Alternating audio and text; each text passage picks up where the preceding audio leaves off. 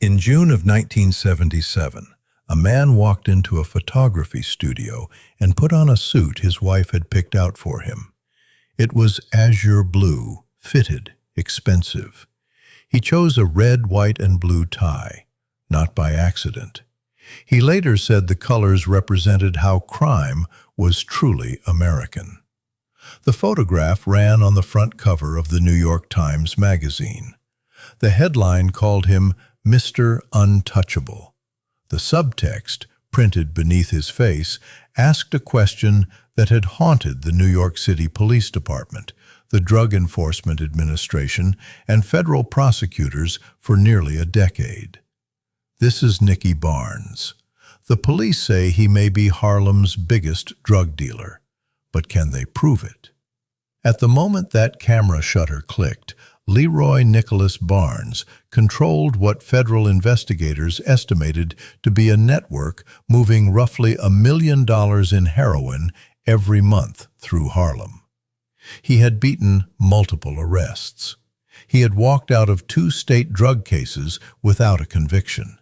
He owned cars registered through shell companies, including a Bentley, a Maserati, a Mercedes, and the yellow Volvo that he liked to drive slowly past the cops who were tailing him, just to let them know he saw them.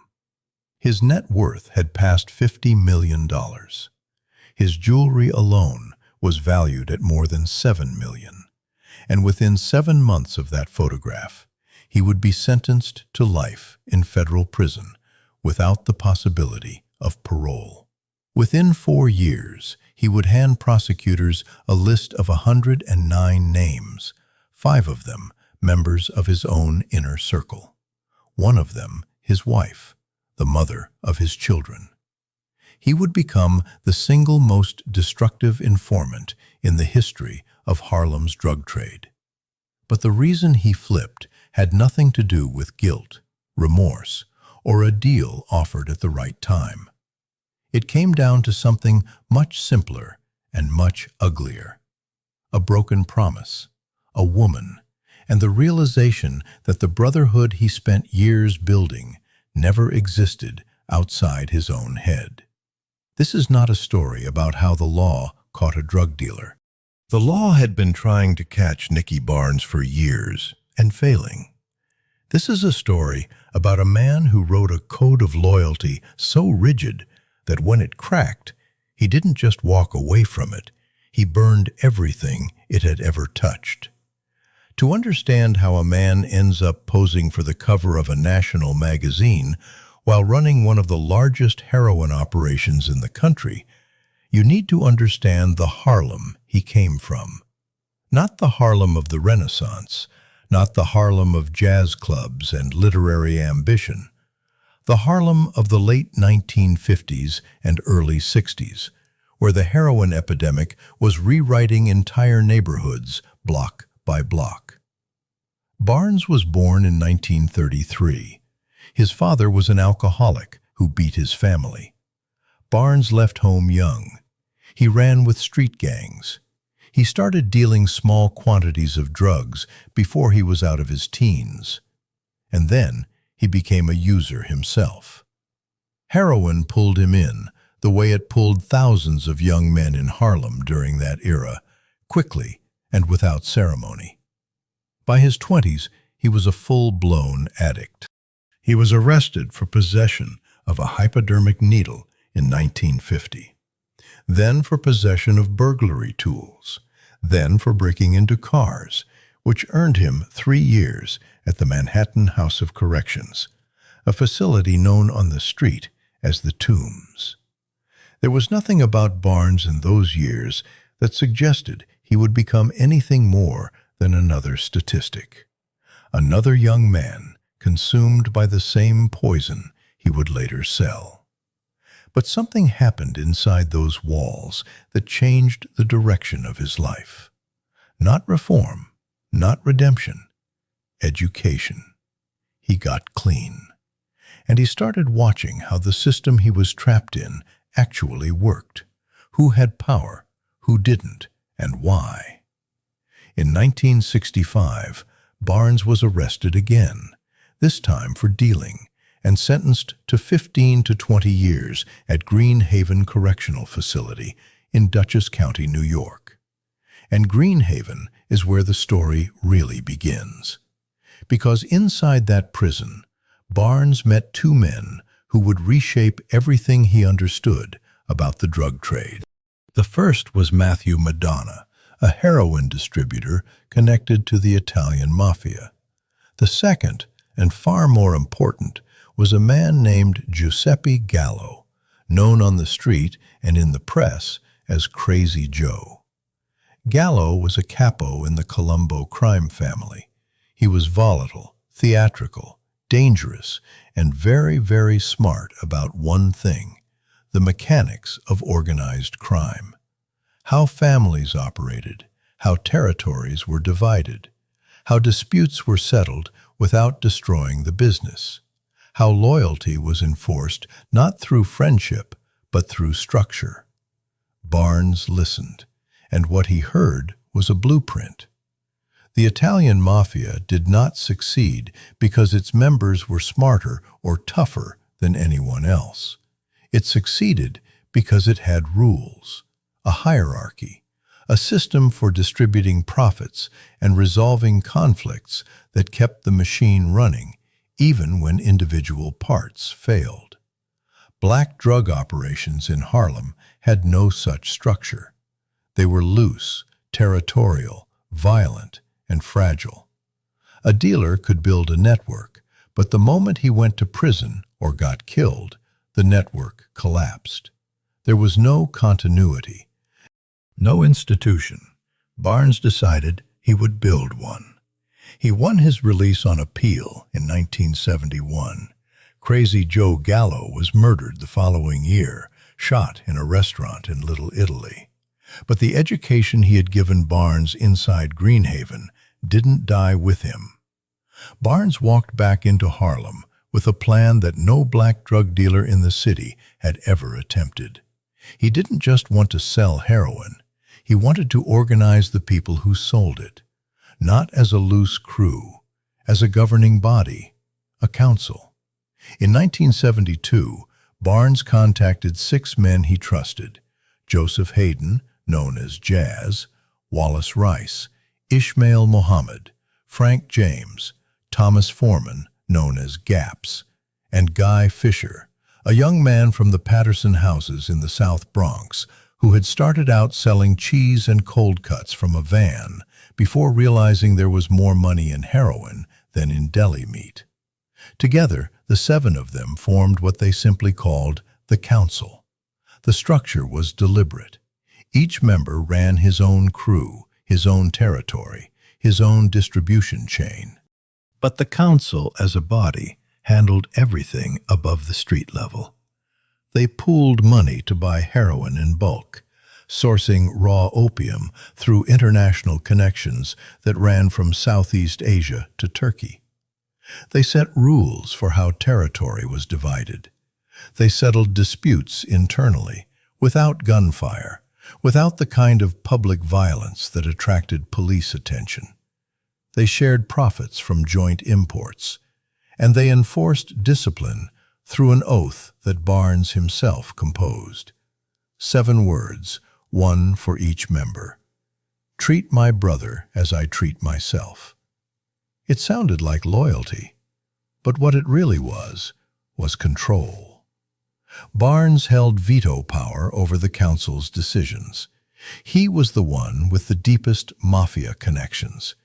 He was the one who had learned the structure from Gallo, and he was the one who enforced what happened when someone broke the rules. The council employed contract killers. It maintained enforcers. And one of its strictest rules, the one Barnes insisted on above all others, was this: no council member would ever touch another council member's wife or mistress. That rule will matter later. It will matter more than any federal indictment, any wiretap, any surveillance operation. But that part of the story is still years away. If you're the kind of viewer who wants to understand not just what happened, But why systems that seem invincible always carry the seed of their own collapse? Subscribe to this channel. Because the council looked perfect on paper. What made it fall apart was something no organizational chart could prevent. By 1976, the council had expanded beyond Harlem. Barnes's operation stretched across New York State, into Pennsylvania, into Canada. The DEA's own records showed a structure that was almost corporate in its precision. 7 lieutenants sat directly beneath the council members. Each lieutenant controlled roughly a dozen mid-level distributors. Each distributor supplied up to 40 street-level dealers. The math was staggering. Thousands of people moved product through a system that funneled money upward through layers of insulation, each designed to keep the men at the top invisible. Barnes didn't just run this machine. He lived like a man who believed no one could touch him. He bought hundreds of custom-tailored suits, Italian shoes by the dozen, coats for every season. He drove luxury cars registered through front companies, dealerships that existed on paper specifically to obscure who actually owned the vehicles.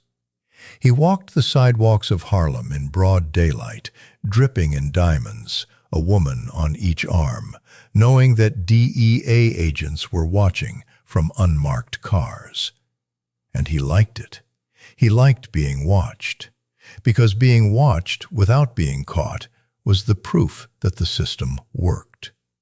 When federal agents tailed him, Barnes would sometimes launch into elaborate, meaningless car chases through Harlem. High-speed turns, sudden stops, pointless detours that served no strategic purpose. He wasn't running, he was performing, letting the men following him know that he knew they were there and that it didn't matter. And for a while, it genuinely didn't. Barnes was arrested multiple times in the mid-70s and walked free every time. In 1974, he was arrested in connection with a murder, acquitted. The same year, police pulled him over and found more than $130,000 in cash in his car.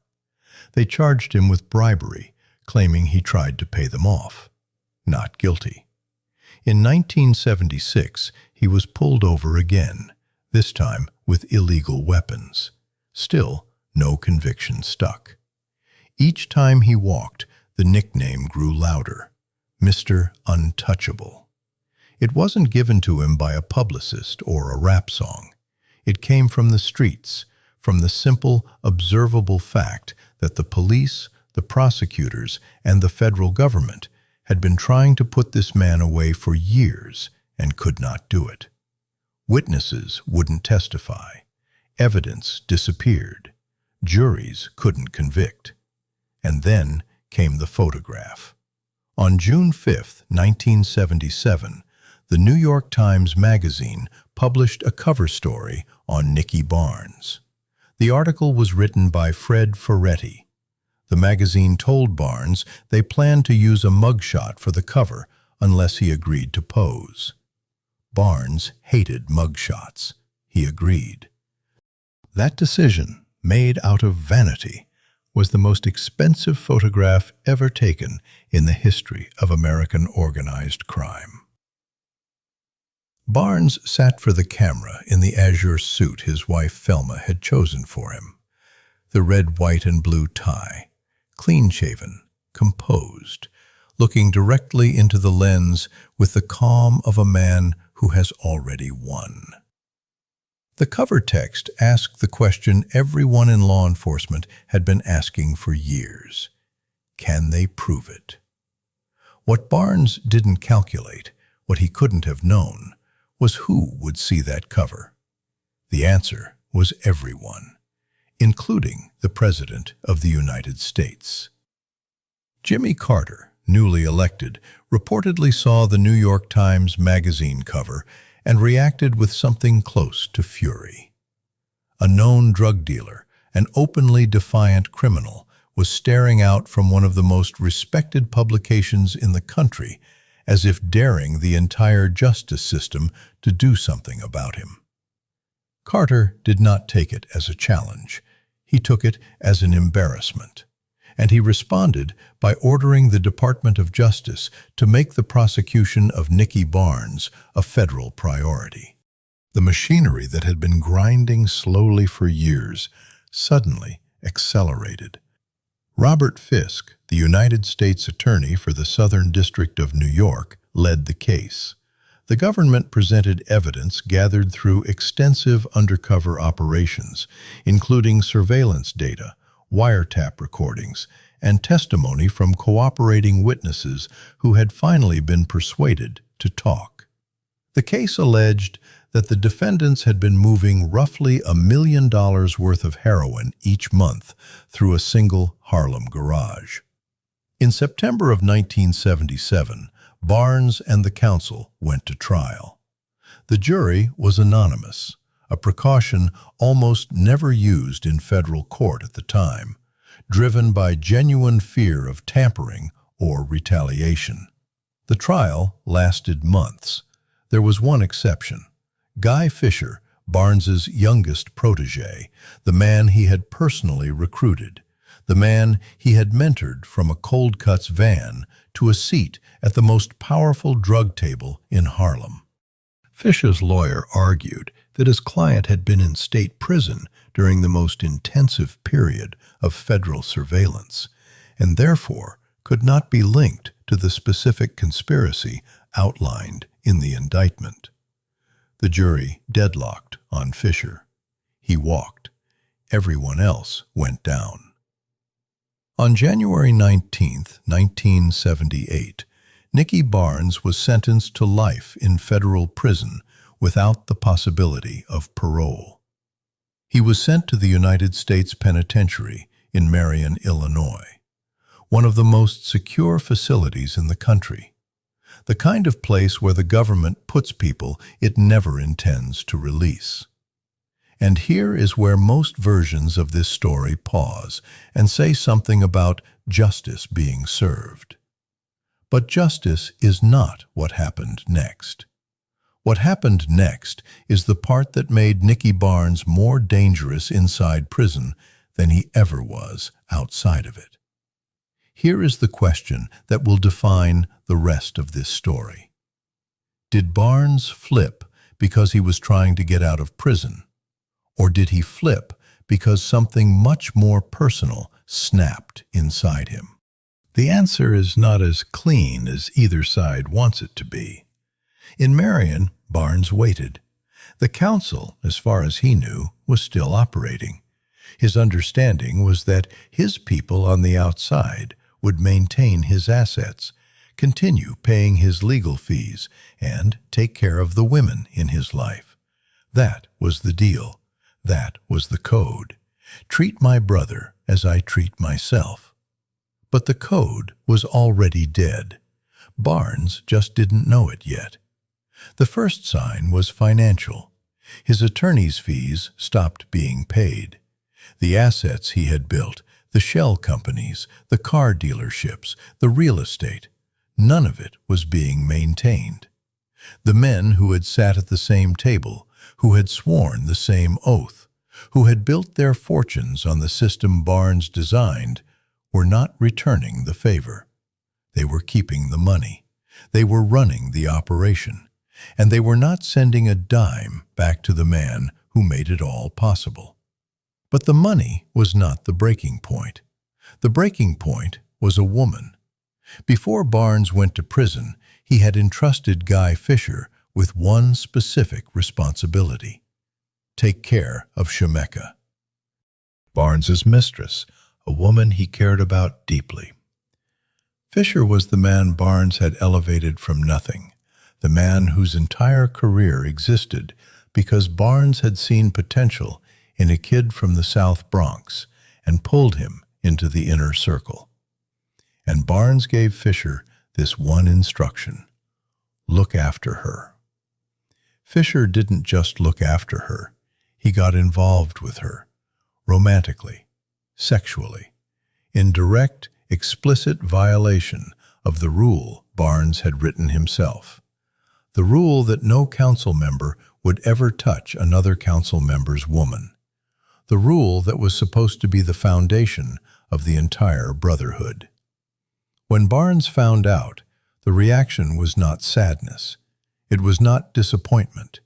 It was a cold, focused, total rage.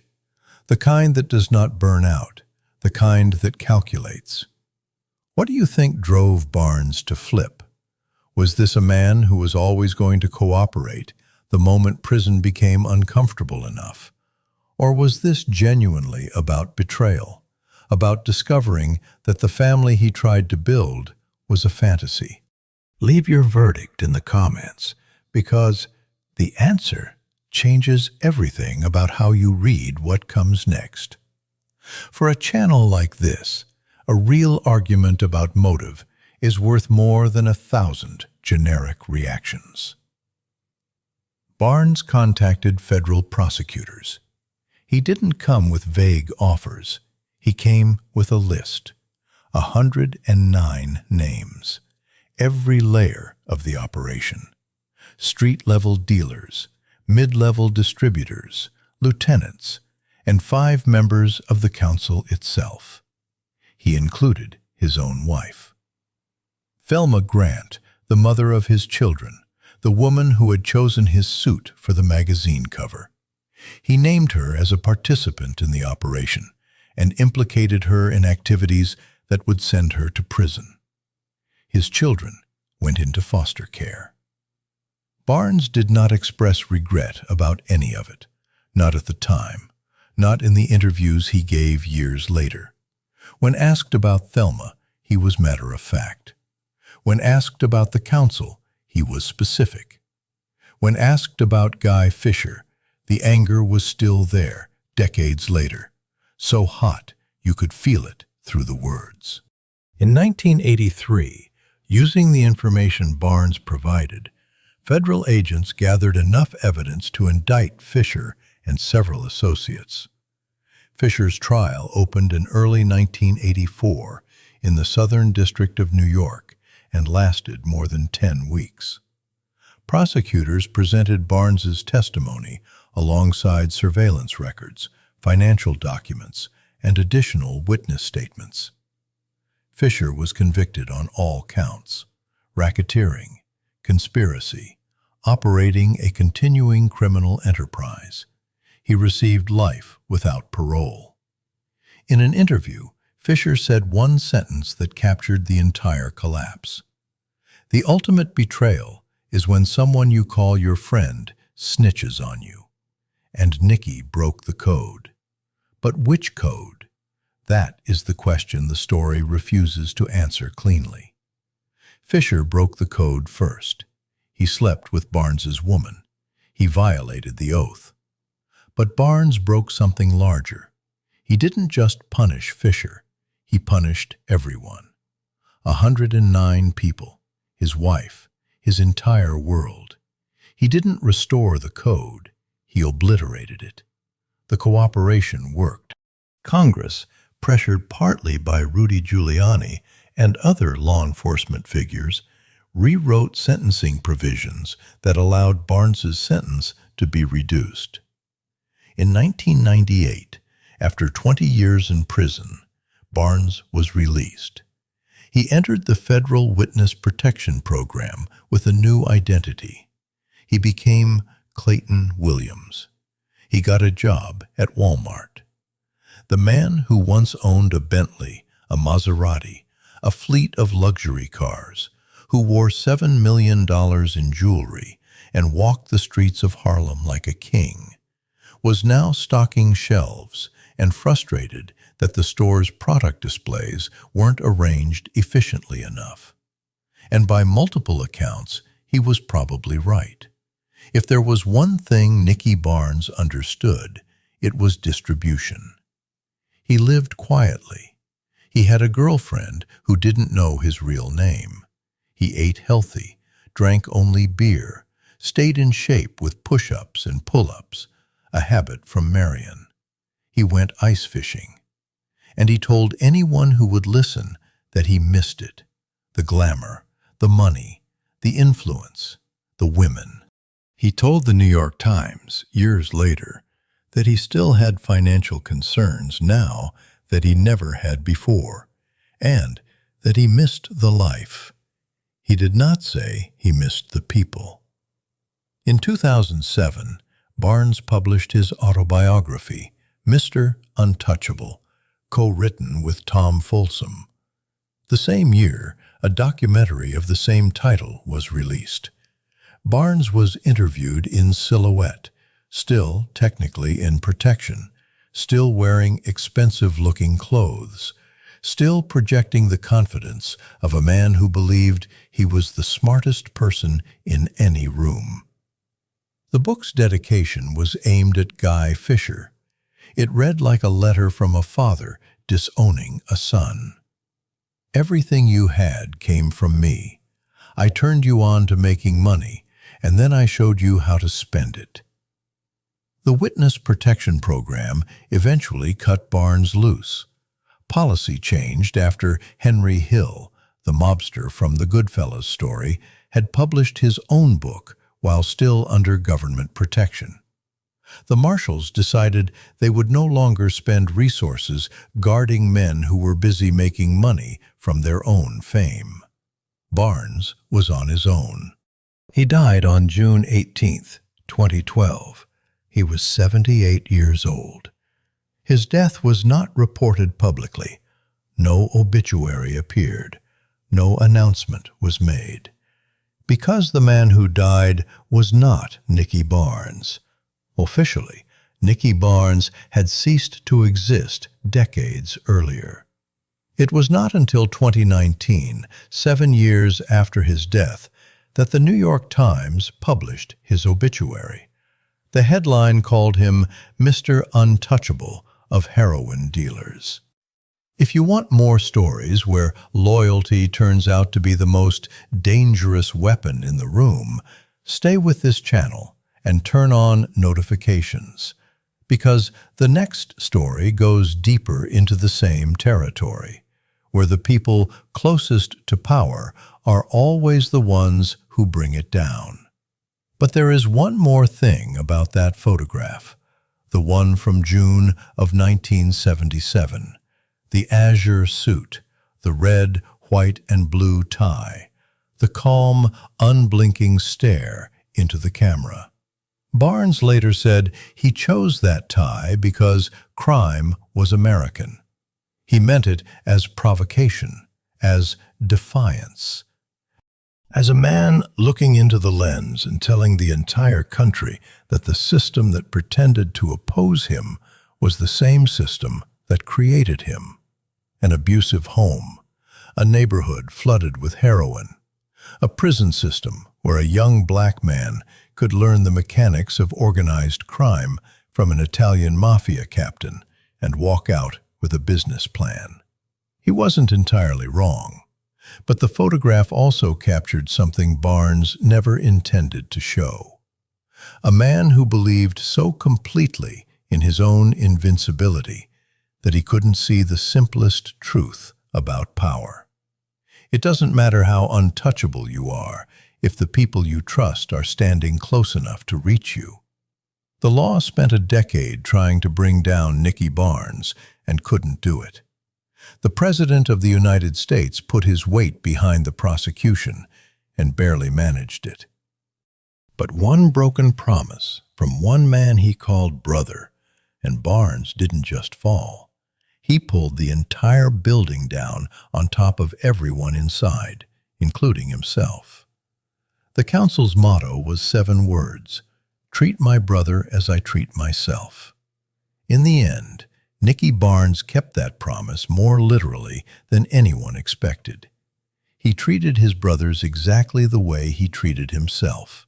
He destroyed them all.